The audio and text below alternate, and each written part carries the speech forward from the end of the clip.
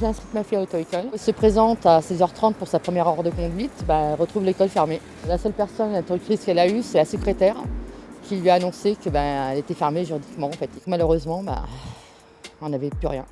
Cette auto-école du Val d'Oise a brutalement mis la clé sous la porte le 26 avril dernier, laissant sur le carreau une trentaine de clients qui se demandent maintenant comment ils vont bien pouvoir récupérer leur argent. À l'inscription, on me demande de régler la totalité du permis en 3 chèques différés. Les 3 ont été encaissés et les heures de conduite, on n'en a eu aucune. Là, on s'est fait avoir carrément, ouais. 1 350 €, c'est une somme. Et je n'aurai pas la possibilité de pouvoir lui redonner la même somme pour repasser un permis ailleurs. Là, on se retrouve sans aucun recours, on ne sait pas quoi faire, vers qui se diriger. Moi, je m'attendais à avoir une affiche sur la devanture, mais il n'y a rien. Il y a une dame, je crois, qui vient pour la même chose. Bonjour. Moi, j'essaie de les joindre. Non, il n'y a rien. Même pas Qu'est-ce que je dis? Non, rien. Il n'y a rien sur la devanture. Il y a une dame qui est arrivée tout à l'heure avec une poussette. Il n'y a rien. Enfin, on aurait cru qu'ils sont peut-être en pause déjeuner. Le jour qu'elle a passé son code, il y a 3 semaines de ça, on est venu tout de suite ici super contente. On prend les heures de conduite, c'est bon. Elle part, elle avait sa première heure de code, c'est à 16h30, super contente, ouais.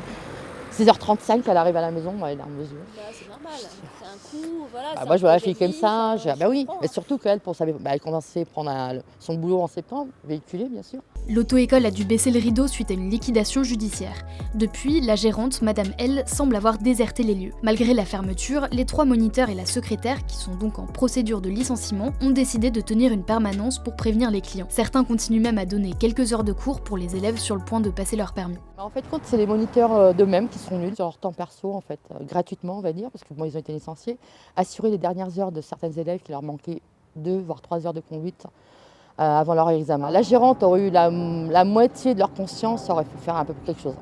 Parce que franchement, un moniteur qui vient de se faire licencier et qui vient tout de même assurer bénévolement des heures de conduite, c'est qu'il a une bonne conscience professionnelle.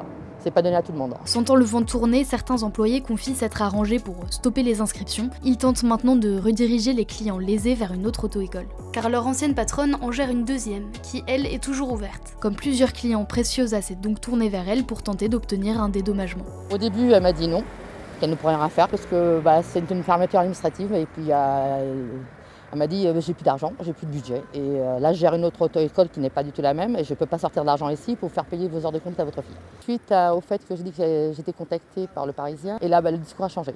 Le discours a changé, elle s'est engagée à me donner une réponse demain, au moins, si ma fille peut faire ses 20 heures de conduite dans cette auto-école. Elle n'aura finalement jamais de nouvelles. La gérante n'a, elle, pas souhaité répondre à nos questions. Selon le mandataire chargé de la liquidation judiciaire, Madame L n'a pas souscrit à une garantie financière pour son auto-école. Les chances pour que les clients soient remboursés sont donc très minces, comme c'est souvent le cas dans ce genre d'affaires. La situation de cette auto-école n'est pas isolée. Le syndicat des auto-écoles du Val d'Oise alerte sur une situation devenue irrespirable, avec des fermetures en augmentation ces derniers mois. Un problème qui serait directement lié, selon eux, au manque criant d'inspecteurs dans le département.